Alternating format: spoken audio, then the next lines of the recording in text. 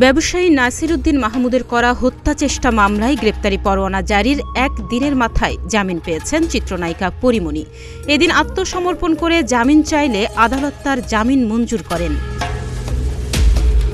সোমবার সকালে ঢাকার চিফ জুডিশিয়াল ম্যাজিস্ট্রেট আদালতে আসেন তিনি। তার পক্ষে অ্যাডভোকেট নীলাঞ্জনা রিফাত সুরভি জামিন চেয়ে আবেদন করেন। শুনানি শেষে ঢাকার সিনিয়র জুডিশিয়াল ম্যাজিস্ট্রেট মোহাম্মদ জুনাইদের আদালত তার জামিন মঞ্জুর করেন। এর আগে রোববার পরীমনি ও তার কস্টিউম ডিজাইনার জুনায়েদ বগদাদি ওরফে জিমের বিরুদ্ধে অভিযোগ গঠন করে বিচার শুরুর আদেশ দেন ঢাকার চিফ জুডিশিয়াল ম্যাজিস্ট্রেট আদালত। একই সঙ্গে তার বিরুদ্ধে গ্রেপ্তারি পরোয়ানাও জারি করেন বিচারক।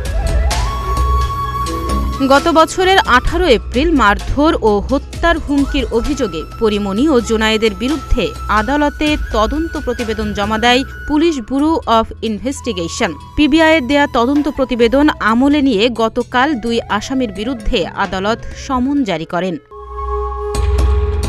মারধর ও হত্যা চেষ্টার অভিযোগ এনে ২০২২ সালের ১৮ জুলাই ঢাকার আদালতে নালিশি মামলা করেন ব্যবসায়ী নাসির উদ্দিন মাহমুদ। মামলায় তিনি উল্লেখ করেন, পরীমনি ও তার সহযোগীরা অ্যালকোহল সেবনে অভ্যস্ত। তারা সুযোগ বুঝে বিভিন্ন নামি দামি ক্লাবে ঢুকে অ্যালকোহল পান করেন এবং পার্সেল নিয়ে মূল্য পরিশোধ করেন না।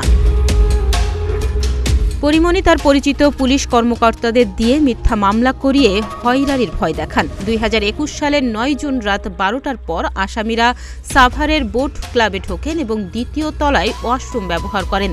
পরে তারা ক্লাবের ভেতরে বসে অ্যালকোহল পান করেন।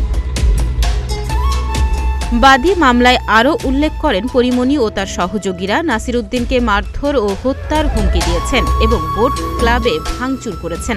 এ ঘটনা ধামাচাপা দেওয়ার জন্য পরীমনি সাভার থানায় বাদী নাসির উদ্দিন সহ ২ জনের বিরুদ্ধে ধর্ষণ চেষ্টা ও হত্যা চেষ্টার অভিযোগ তুলে মামলা করেন। তাহনিয়া ইয়াসমিন, প্রতিদিনের বাংলাদেশ।